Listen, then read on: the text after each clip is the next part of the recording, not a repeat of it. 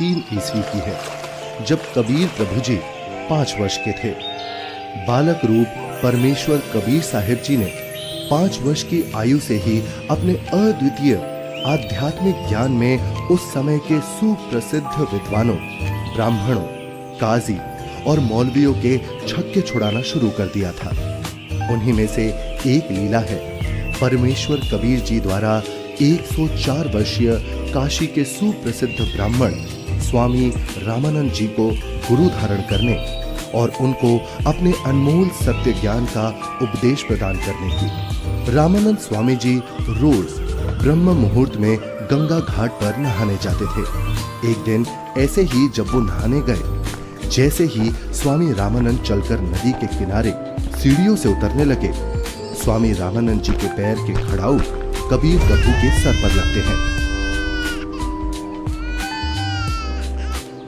बालक कबीर जोर जोर से रोने लगे। रामानंद जी के चेहरे के भाव बदलकर चिंता वाले हो गए। वो नीचे की तरफ झुके। जैसे ही रामानंद जी झुकते हैं, उनकी गले की कंठी, जो कि एक तुलसी के मनके की होती है, पौड़ी पर बैठे कबीर जी के गले में डल जाती है और स्वामी रामानंद जी रोते हुए बालक रूप में परमेश्वर के सर पर हाथ सहलाते हुए बोलते हैं, ये क्या अनर्थ कर दिया मैंने।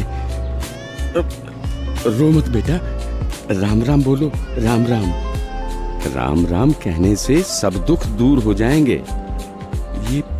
ये बच्चा जरूर अपने माँ बाप से बिछड़कर यहाँ आ गया है। ऐसा करता हूँ, स्नान करने के पश्चात इसे आश्रम ले चलता हूँ और फिर इसके माता पिता के बारे में पता करता हूँ।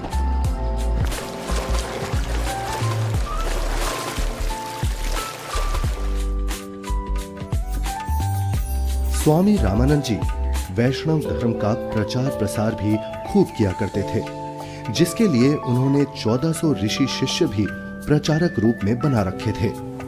स्वामी जी के उन्हीं शिष्यों में से एक थे ऋषि विवेकानंद जी, जो कि बहुत ही अच्छे प्रवचनकर्ता रूप में प्रसिद्ध थे, जिनको स्वामी जी द्वारा काशी शहर के एक क्षेत्र का उपदेशक भी नियुक्त किया हुआ था।